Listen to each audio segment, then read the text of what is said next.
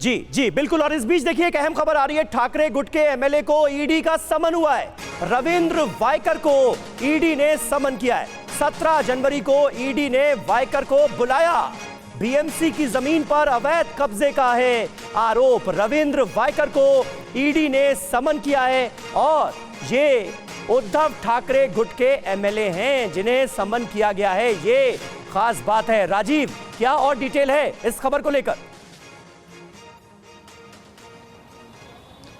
देखिए, रविंद्र वायकर के घर और दफ्तर पर कल कुल 7 जगहों पर ईडी ने रेड की। देर रात तक सर्च ऑपरेशन चलता रहा, चूंकि 500 करोड़ रुपए की जमीन घोटाले का आरोप है जिस पर रविंद्र वायकर ने 5 स्टार होटल बनाया है और ये कंप्लेन बीजेपी के ही नेता के द्वारा किया गया था, किरीट सोमैया के द्वारा। उसके बाद में इसकी प्राइमरी इंक्वायरी करने के बाद पूरा मामला ईडी के पास पहुंचा और अब देर रात सर्च के बाद में 17 जनवरी का सम्मन दिया गया है। लेकिन ये पूरा प्रकरण जो है, इसके पहले भी कई नेताओं के घर पर रेड होती रही है और इसी वजह से सवाल सत्ता पक्ष पर लगते रहे हैं। लेकिन यहाँ पर जिस तरह से आज का जो विषय है, वो इस पूरे मामले में जो विरोधी है यानी कि उद्धव ठाकरे ग्रुप अच्छे से जानता है कि हारी हुई लड़ाई कहीं ना कहीं लड़ रहे। इसलिए कल उद्धव ठाकरे ने आनंद फानन में एक प्रेस कॉन्फ्रेंस आयोजित की थी। पहले से पता नहीं था कि प्रेस कॉन्फ्रेंस आयोजित की जाने वाली है। उन्होंने जो बातें कही थी वही आज संजय राउत भी कह रहे हैं, कोई नई बात नहीं कही है। एक शब्द सिर्फ मैच फिक्सिंग उन्होंने नया शब्द दिया।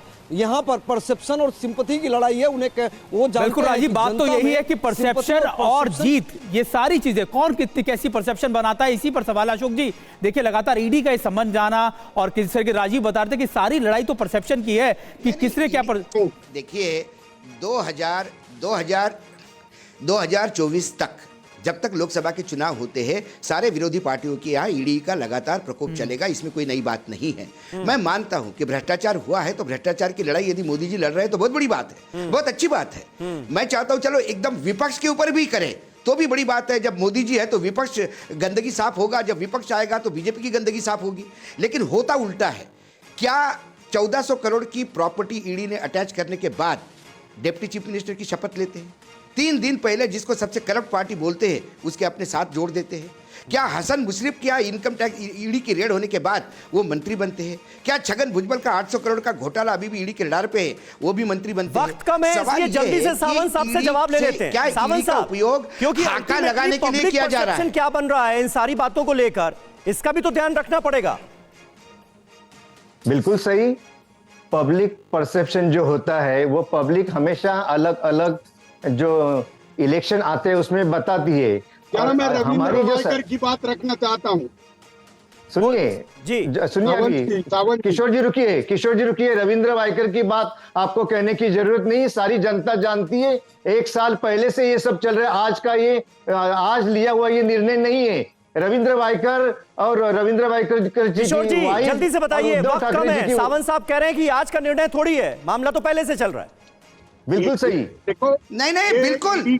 रविंद्र वायकर, यदि रविंद्र वायकर भ्रष्ट है, नहीं मेरा कहना है रविंद्र वायकर भ्रष्ट है तो ईडी ने उसको जेल में डालना चाहिए। अरे वानखेड़े साहब, किशोर तिवारी को जवाब तो रविंद्र वायकर बीजेपी ज्वाइन करते हैं तो फिर वो तिवारी जी जल्दी से जवाब दें।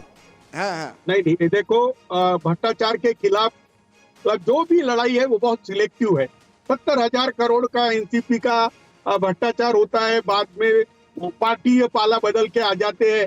मुझे बताइए अशोक वानखेड़े साहब, वो चार्टर्ड अकाउंटेंट का क्या हुआ एकनाथ शिंदे के, जिसके पीछे ईडी लगी थी? अब मुझे बताइए, ये बीजेपी का भ्रष्टाचार निर्मूलन का कार्यक्रम यह अप्रजातांत्रिक है और दुरुपयोग है, ये मेरी बात है।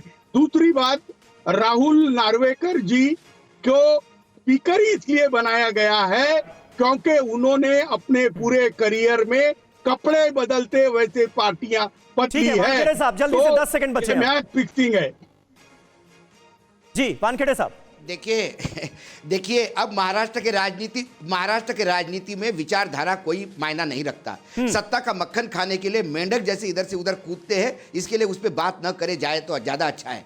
भ्रष्ट कौन नहीं है? यदि रायकर भ्रष्ट है तो जेल में होना चाहिए, तो फिर अजित पवार बाहर क्यों है? छगन भुजबल बाहर क्यों है? ऐसे कई लोग हैं जो बाहर है। जब बीजेपी में ज्वाइन किए हुए कांग्रेस के नेता कहते हैं कि मैं आराम से नींद लेता हूं रात को क्योंकि इनकम टैक्स सीबीआई का मुझे डर नहीं है क्योंकि मैं बीजेपी में हूं, ये पब्लिक हर्षवर्धन पाटिल ने पब्लिक रैली में कहा है। इसके बाद और क्या बचता क्या है अभी? ठीक है, किसने सही किया किसने गलत किया इसका फैसला तो चुनावों में जनता करेगी, लेकिन आज एक बड़ा फैसला आने वाला है 16 विधायकों की अयोग्यता को लेकर, उस पर नजर बनी रहेगी। आप सभी का बहुत बहुत शुक्रिया हमारे साथ इस चर्चा को ज्वाइन करने के लिए।